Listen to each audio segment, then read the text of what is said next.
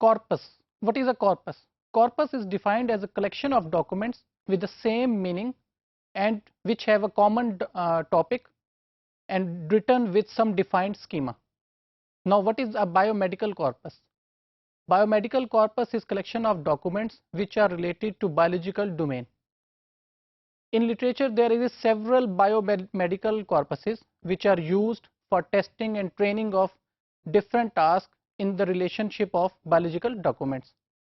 In this module, we will look into some of those corpora which are used for biomedical annotation, classification and retrieval tasks. The most important and most famous corpus related to biological domain is Medline. Medline stands for Medical Analysis and Retrieval System that is available online. It is basically a corpus which was made by United States National Library of Medicine, which is very well known in the domain of bioinformatics. Some statistics about this corpus is that there are roughly 21.6 billion words which are available in this corpus. Then we have roughly 6,000 publications that are part of this corpus. 88% of these documents are in English and remaining 12 are in other languages. So we can conclude that this is a multilingual corpus. Most of the documents, roughly 48%, are related to United States publications. There is another part which is used for Medline, that is PubMed. PubMed is basically a search engine which is used to get information from Medline corpuses. Also, we have Entrace, which is a search engine developed by again NLM, which is National Library of Medicine. Entrace is again used for searching Medline documents. Moving on, we have a system which is called MESH. MESH is basically medical subject headings. It is a thesaurus for searching documents from Medline corpuses.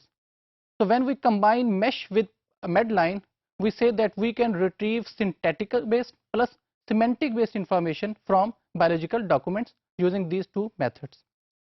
Similarly, we have biomedical text mining corpus, which is basically combination of 20 different corpora of biomedical domain, and then this corpus is used for retrieval, searching and information extraction of biological documents. Then we have another very famous corpus which is called CRAFT. CRAFT is basically from University of Colorado, and it opens up as Colorado Richly Annotated Full Text Corpus. This corpus consists of 97 documents. 67 of those documents are freely available, and remaining 30 documents, they haven't made them available, and they say that these 30 documents will be used in future. Some statistics about this data set is there are roughly 5.6 million documents. Then we have 21,000 sentences and roughly 100,000 concepts in this corpora. So good thing about this corpus is that, as you know, that in biological domain there are 7 most important or most common ontologies. What are those ontologies and what they usually do, that has already been discussed in different modules. So those ontologies basically help in understanding of semantic information related to biological documents. Some other facts about CRAFT corpus. One more thing is that it is based on Penn Treebank markup for each sentence. So it is basically Penn markup is from University of Pennsylvania, and that what happens in this markup is that they assign markup tags to each sentence. So markup tags can be information about the structure of the word, such as it is a noun, verb or etc. And then it can be name of specific words, might be names of DNA sequence or proteins. Then CRAFT dataset is available in the different output formats. So different output formats mean that it can be attained in the form of textual files, in the form of video files, graphical formats or audio formats. And the good thing is it is also integrated with UIMA, which is basically a standardized mechanism which helps biological data to make it standardized. So if we say that this document is a standard, then it should have a certification from UIMA Institute. So there are some other corpora such as YAPEX. That YAPEX is basically corpus which is related to protein data. And then we have gene tag. Gene tag is roughly 20,000 Medline sentences which are used for named entity recognition, which is written as NER. So what is named entity recognition? I will explain in a bit. And then moving on, we have some other corpuses such as Genia. So whenever I talk about annotation or corpuses, there are two parts for any annotation. One part is linguistic part annotation and the other one is concept wise annotation. Linguistic wise annotation means that what is the syntactic structure of a document and is this syntactic structure is correct. For example, in English, it is very common that we have a sentence which consists of noun phrase, then we have verb phrase, and then again noun phrase. But it's not very common that we have a verb phrase, then noun phrase. So many sentences which are correct when we speak or when we want to understand those sentences, they are okay. But with respect to syntax, they are not right. So on the other hand, concept wise grammar is where they are correct syntax wise but not with the help of context.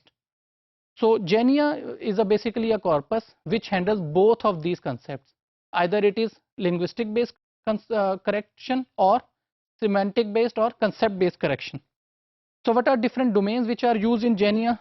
Again, it usually uses mesh terms. Mesh terms are basically medical subject headings terms which are part of Medline corpuses also. So some examples of those terms are humans, blood cells, transcription factors, and so on. Then for annotation of Genia, they use part of speech tags which is written as POS tags, named entities, and parse trees. Now part of speech tags basically, again part of speech tags means those tags which are attached to some words to show their syntax or their grammatical meanings, such as if I say a boy is walking, then I is an article, boy is some noun, walking is some verb. Similarly, named entities are particular names of a entity. For example, John is playing cricket, so John is a named entity. Similarly, cricket is an entity which is of name of a sport. Then we have Penn Bio II, that is basically from the University of Pennsylvania. And then what is the basically domain of this corpus is that it is related to molecular genetics of oncology, and it studies different information related to different enzymes. Again, annotation of this Genia usually is related to part of speech tags, named entities, and parse trees. In later half, I have again given some examples of Genia annotation with the help of linguistics and semantic annotations. So for syntax annotation or linguistic annotation, it basically says that it reveals linguistic structure inside a document. And how it reveals this syntax? With the help of part speech tags. So first it converts a document into tokens, words, and then it gives information of individual words or tokens in the form of syntax trees. Similarly, concept or semantic annotation, it retrieves or it reveals knowledge which is hidden inside a document. And how it reveals this information? With the help of two things. Number one, terms annotation, and number two is event annotation. Terms annotation means that what are the tokens, what are their named entities, and what are their logical meanings. And then events. Events are basically when some terms combine together to perform some action or some event, that is called event annotation. So this Genia annotation, it has two things. Number one is term annotation and the other one is event annotation.